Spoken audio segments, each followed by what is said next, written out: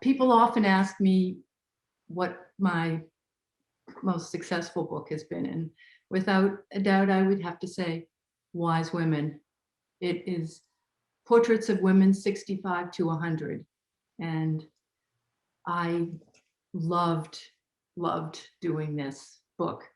It happened sort of effortlessly. I was having an exhibition at the International Center of Photography in New York City, and one of my assistants said to me, right as the opening was ending, she said, "So Joyce, what are we gonna do tomorrow? You know, what's your next project?" And I didn't have any idea, and I just was, I had a couple glasses of wine, and I just looked at her and I said, "Well, why don't we go to 100?"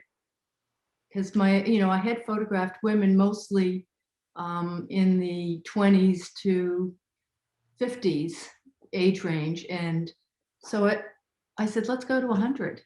And I started the next day with that concept, and I traveled to 10 cities around the country, and I wanted to photograph women from all walks of life. My publisher wanted 20% celebrities. I developed a list of women age 65 to 100 from all walks of life.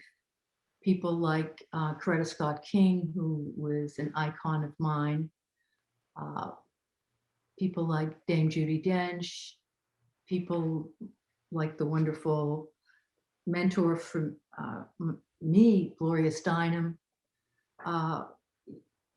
People from government, from the arts, politics, and from all walks of life and nationalities. And I was really fortunate that it became a bestseller, and I was able to then travel around the country doing lectures and exhibits with uh, this book of whoever thought. It was the first book of portraits of women in that age range ever done. And I also interviewed each of the women, and I made short little, if you can see, whoop, here we go.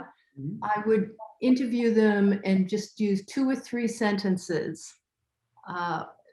And so that there was a portrait, a physical portrait, but also a verbal portrait. I would listen for things that were unique about each of them.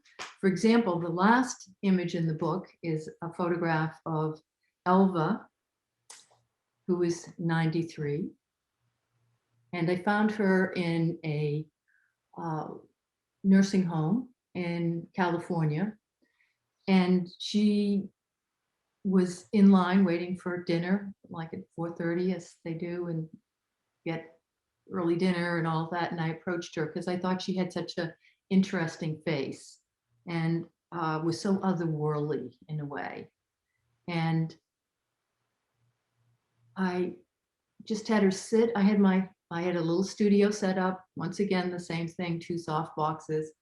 And I asked her if she could just tell my readers something that she had learned from her long life. And she said, "Oh, I wouldn't have anything important to say, Miss Tenneson." And I said, "Well, just close your eyes and say the first thing that comes into your mind." And so she then opened her eyes and she said, "I can still remember what it feels like to love with all my heart." And then she said, "Will that do?" And I'm like, "That will more than do." And at any rate, Oprah magazine did a whole portfolio of these, and it was one of the images she chose to be a full page. And I remember calling her to tell her that. And at any rate, I had, and the Today Show did a series on the book, and I loved working with them on that. They